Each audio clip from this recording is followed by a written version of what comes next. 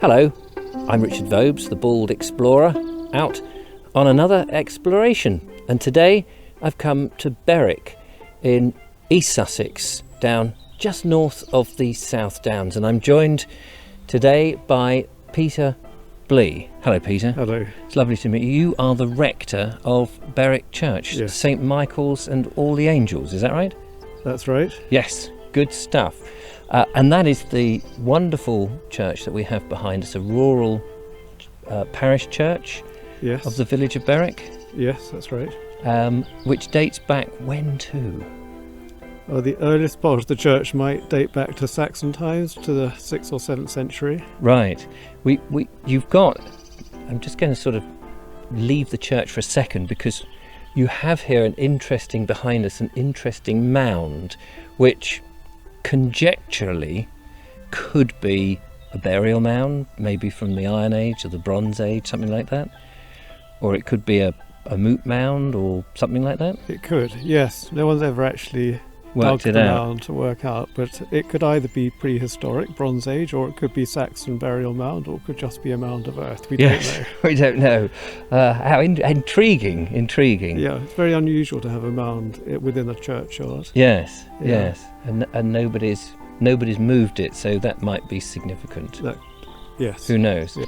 As typical as a downland church, I suppose, it's built of flint. We've got some hung tiles here, which look resplendent. It's in terrific condition. It is in fairly good condition. Yeah, it's got a very large roof, actually. It's Yeah, it's well like a maintained, sloping but roof. Yeah, no, it's in good repair. And then you've got the shingle tiles on your spire above. Yes, the spire was re-shingled about 3 years ago Is that a big with job? English oak. It was a big job. Yes, Yeah. I can imagine. Plenty of scaffolding and chaps up there doing what they need to The whole spire do. was scaffold. Yeah, Wow. re-shingled in English oak. It was very badly damaged by woodpeckers and jackdaws that were nesting inside. Ah, do you have to do something to counteract that for the future? We have actually incorporated steel plates beneath the Right. shingles. Oh, so the woodpeckers They have get rid of dented a beaks. headache, Yes. Yes. Oh, well, there you go. Yeah. You learn something every day. We're standing here by the north door, presumably. Yes, It says, that's right. "Welcome, Berwick Church is open." Is it always open? It's open every day of the year. Yeah. Fantastic. Let's go in. It's Okay. cold outside. We're filming in January.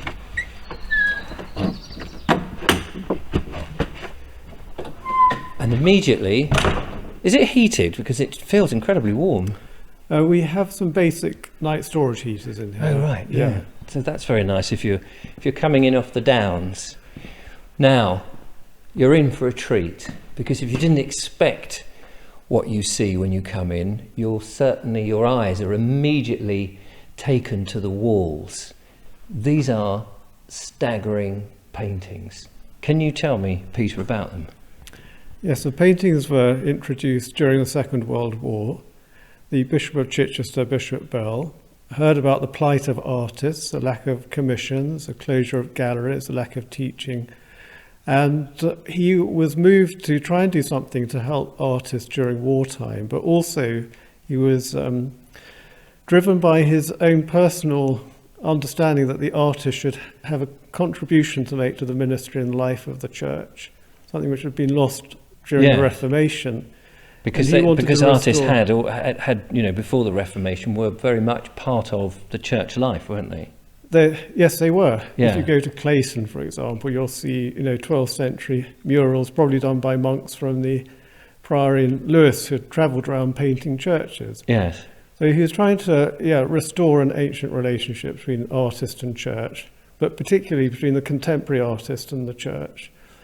So he took advice from people like Kenneth Clarke in London, put the message out that he was interested in introducing art into churches.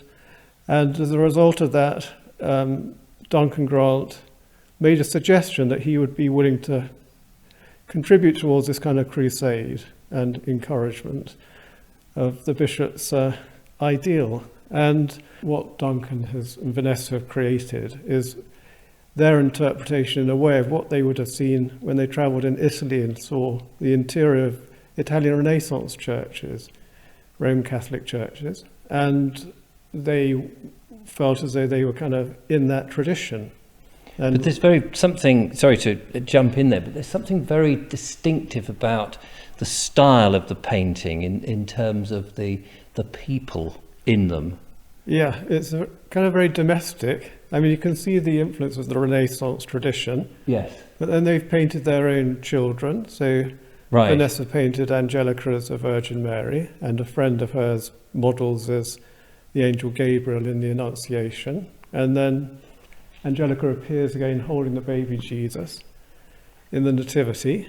But this is all painted from life. So, yeah, showing kind of everyday people in the narrative of the stories of the Bible. And this took place during the Second World War, we should add, in the 1940s. Yes, in the 1940s. So, yes. yeah, I mean, the Battle of Britain was raging overhead while these paintings were being done. And I think people quite were, staggering, really. yes, walking and they don't convey a backdrop of violence or suffering or what was going on. But you get that 1940s feel from the style of the haircuts and the clothing that they're wearing. And they were just invited to come into the studio, and Vanessa did sketches of them and took photographs and then put the composition together. Now, the other thing that we should mention is that these paintings, as fascinating as they are in a perilous condition because of not that the walls they're on, but the actual substance that they've been painted on, some plasterboard. Yes, they're painted onto plasterboard, and they were painted at the artist studios and in the barns near to where the artists live.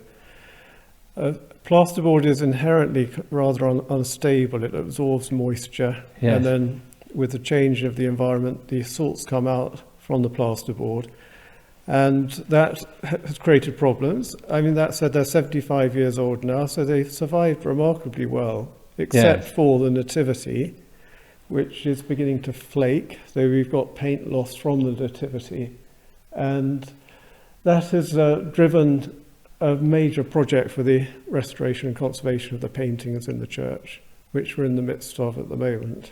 Yeah, so in other words, you need to raise some money to make sure that not only the paintings, but I understand that the fabric of the church is the right environment to keep the paintings.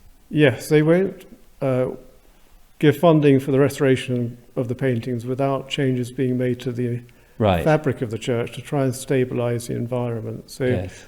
we're taking off the roof and putting in insulation. There'll be underfloor heating in the church to create a more stable environment. And then the conservators will do their work on the paintings. So the other paintings, there's mould growth, there's dirt. The paint surface is beginning to break in places. Yes. So they all need treating. We're going to do them all at once. And the paintings, we should judge, not just above us, but they are all over. You've coming up here to your rood screen.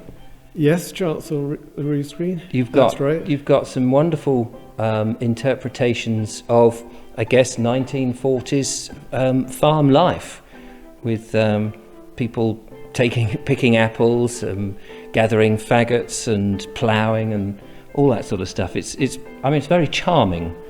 Yes, people often, like what's called the Four Seasons on the chancel screen most in terms of the paintings. We sadly have run out of time on our video, as we tend to do on these things. However, the church is open, as you said. It's easy to get to. There is parking, although don't come in a coach, I gather, is a message on the wall outside. It's beautiful walking country, so not only can you visit the church, but you can have a great walk in the area and come and see the paintings, and presumably they can make donations through your website to help the funding. Is that right? That's right. We have a website, Berwick Church, and there's a donation button on that website. And we'll put all the links in the description and on the screen so you can do that. Thank you so much, Peter. It's been an absolute joy to come here. Sorry, it's only brief. Yeah, well, thanks for coming. Do come and come and take part. In the meantime, if you've enjoyed the video, don't forget to follow, like and comment. Always interested in your comments. But from Peter, thank you so much, and myself, Thank you. here in the idyllic South Downs. For now, until the next one, goodbye.